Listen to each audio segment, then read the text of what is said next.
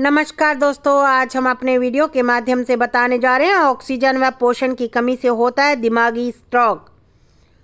Stroke दिमाग में रक्त की आपूर्ति के बाधित होने या कम होने से होता है, जिससे दिमाग में ऑक्सीजन और पोषक तत्वों की कमी होने लगती है और दिमाग की कोशिकाएं मरने लगती है। ऐसे में चेहरे, हाथ या पैर में अचानक सुन्नपन या शरीर के एक तरफ कमजोरी महसूस होना, अचानक भ्रम की स्थिति होना, बोलने व चलने में परेशानी, एक या दोनों आँखों से धुंधला या बिल्कुल दिखाई न देना, चक्कर आना, संतुलन न बना पाना व अकारण तेज सिरदर्द होना। एन्यूरिज्म क्या है? एन्यूरिज्म रक्त नलिका की दीवार पर असामान्य व कमजोर जगह होती है जिसमें बाहर की ओर एक बुलबुले की तरह उभार पैदा होता है। इसके फटने से दिमाग में रक्त का जमाव स्ट्रोक के साथ मृत्यु का कारण भी बनता है। एन्यूरिज्म की फैमिली हिस्ट्री होने पर स्ट्रोक का खतरा बढ़ जाता है। इनमें कौन सी जांच होती है? ज़्यादातर एन्यूरिज्म की पहचान इसके फटने पर होती है। सीटी स्कैन, एमआरआई व सेरेब्रल एंजियोग्राम करते हैं। एन्यूरिज्म का इलाज कैसे किया जाता है? ओपन क्लिपिंग में खोपड़ी को खोलकर एन्यूरिज्म में क्लिप लगाते हैं। फ्लो डाइवर्ट्स एन्यूरिज्म का नया उपचार है जिसमें स्टेंट के रूप में डिवाइस को रक्त नलिका में लगा देते हैं। इससे रक्त प्रवाह कमजोर हिस्से से बच जाता है। प्यारे दोस्तों, खून शरीर के सभी हिस्सों में मौजूद हर कोशिका तक ऑक्सीजन पहुंचाता है जिससे वे स्वस्थ रह पाती है। जब आपके शरीर में ऑक्सीजन कम हो जाती है, इस स्थिति को हाइपोकेस्मिया या शरीर में ऑक्सीजन की कमी होना कहा जाता है। ऑक्सीजन की कमी शरीर में तब होती है जब खून में ऑक्सीजन की मात्रा सामान्य से कम हो जाती है। ऑक्सीजन की कमी होना सांस संबंधी या ब्लड सर्कुलेशन संबंधी समस्याओं का संकेत देता है। इससे सांस फूलने जैसे श्वसन संबंधी लक्षण उत्पन्न होने लगते हैं।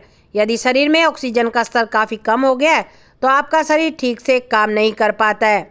शरीर में ऑक्सीजन का स्तर जितना कम होता रहेगा, उसके लक्षण उतने ही गंभीर होते जाएंगे। जब कोशिकाओं को ऑक्सीजन मिलना बंद हो जाती है तो वे नष्ट होने लग जाती है। इसलिए ऐसी स्थिति में हाथों व पैरों की उंगलियां, होठ और नाक नीले पड़ने लग जाते हैं। अब हम आपको बताएंगे कि डॉक्टर को आपको कब दिखाना चाहिए। हल्की सी शारीरिक मेहनत करने के बाद या आराम करने के दौरान सांस फूलना, शारीरिक रूप से गतिशील होने या एक्सरसाइज करने पर गंभीर रूप से सांस फूल जाना, सांस फूलने के कारण रात को नींद से जागना या दम घुटने जैसा महसूस होना, ये स्लीप एनप्निया के लक्षण भी हो सकते हैं। श्वसन संबंधी रोगों से ग्रस्त कुछ लोगों को रात के समय ऑक्सीजन कम होने की समस्या होती है। ऐसा इसलिए होता है क्योंकि नींद के दौरान सोने की प्रक्रिया में बदलाव होता है जिससे ऑक्सीजन की मात्रा में कमी हो जाती है। यदि आपको रात के समय ये लक्षण महसूस होते हैं तो आप अपने डॉक्टर से अवश्य मिलें। ऑक्सीजन की कमी के कारण व जोखिम कारक। ऐसी कई समस्याएं व स्थितियां जो खून द्वारा शरीर में ऑक्सीजन पहुंचाने की प्रक्रिया में हस्तक्षेप करती हैं।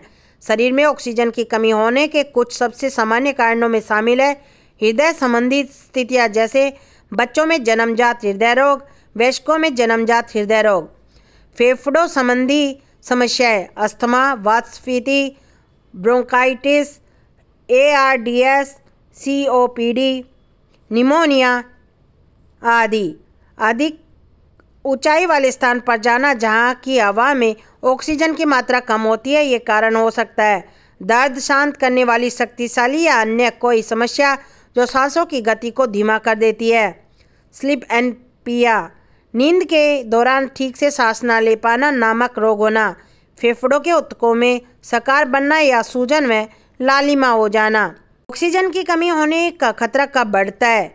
एनीमिया, न्यूमोथोरेक्स, पैल्मोनरी एडिमा, खून का थक्का बन जाना, कुछ प्रकार की दवाएं जैसे नशीले पदार्थ या बेहोशी की दवाएं आदि जो सांसों की प्रक्रिया को प्रभावित कर देती है। पैल्मोनरी फाइब्रोसिस, फेफड़ों में सकार बन जाना या फेफड़े क्षतिग्रस्त हो जाना। स्लीप एनप्निया। ऑक्सीजन की कमी से बचाव। ऑक्सीजन की कमी से बचाव कैसे करें? धूम्रपान ना करें। यदि परीक्षण के दौरान COPD या फेफड़ों संबंधी कोई अन्य रोग पाया जाता है, ऐसी स्थिति में धूम्रपान बिल्कुल छोड़ देना चाहिए। धुएं से बचें। ऐसी जगहों पर जाने से बचें जहां पर अधिक धुआं हो और धूम्रपान करने वाले लोग हों तो उनसे दूर रहें, क्योंकि इनके संपर्क में रहने से फेफड़े क्षतिग्रस्त होने लग जाते हैं। नियमित रूप से एक्सरसाइज करते रहें। यदि आपको सांस लेने में दिक्कत हो रही है तो एक्सरसाइज करना थोड़ा मुश्किल हो सकता है, लेकिन एक्सरसाइज करने से आपका स्वास्थ्य व सहनशक्ति मजबूत होती है। यदि आपको परेशानी हो रही है तो चलना और योग जैसी सरल एक्सरसाइज कर सकते हैं, परंतु उससे पहले अपने डॉक्टर से विचार विमर्श अवश्य करें। Deep breathing exercise. इस प्रक्रिया में गहरी सांस ली जाती है, जो कि मरीज के लिए काफ़ी फायदेमंद होती है। स्वस्थ आहार लें। ऐसे खाद्य पदार्थ खाएं जो स्वास्थ्य के लिए अच्छे हों। पानी पिएं। पर्याप्त मात्रा में पानी पीते रहें और शरीर में पानी की कमी ना होने दें। ऑक्सीजन की कमी के इलाज का मुख्य लक्ष्य खून में ऑक्सीजन के स्तर को बढ़ाना है। डॉक्टर इस स्थिति का कारण बनने वाली अंदरूनी स्थितियों का इलाज करने के लिए कुछ प्रकार की दवाएं लिख सकते हैं। ये दवाएं आमतौर पर सांस के द्वारा दी जाती है, जो सांस के माध्यम से होते हुए फेफड़ों तक पहुंचती है। कुछ गंभीर मामलों में डॉक्टर ऑक्सीजन थेरेपी देते हैं। इसमें कैनुला नाम के एक उपकरण का इस्तेमाल किया जाता है, जो अधिक ऑक्सीजन प्राप्त करने में मदद करता है। इस उपकरण को नाक के बाहरी हिस्से में एक मास्क की मदद से लगाया जाता है।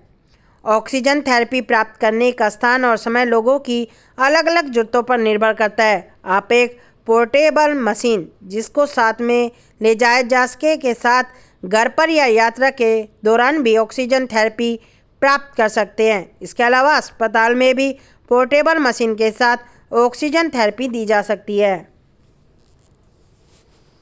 प्यारे दोस्तों, अगर वीडियो आपको पसंद आया हो तो आप लाइक करें, शेयर करें और हमारे चैनल को सब्सक्राइब करना ना भूलें।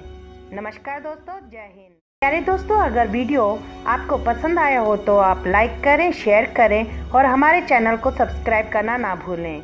नमस्कार दोस्तों, जय हिंद।